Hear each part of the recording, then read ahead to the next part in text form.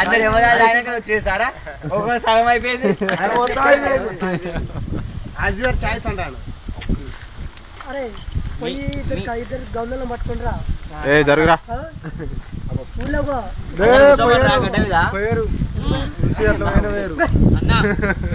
చూసిన వరకు అటు పోయి నేను అనుకోలే కనబడలేదు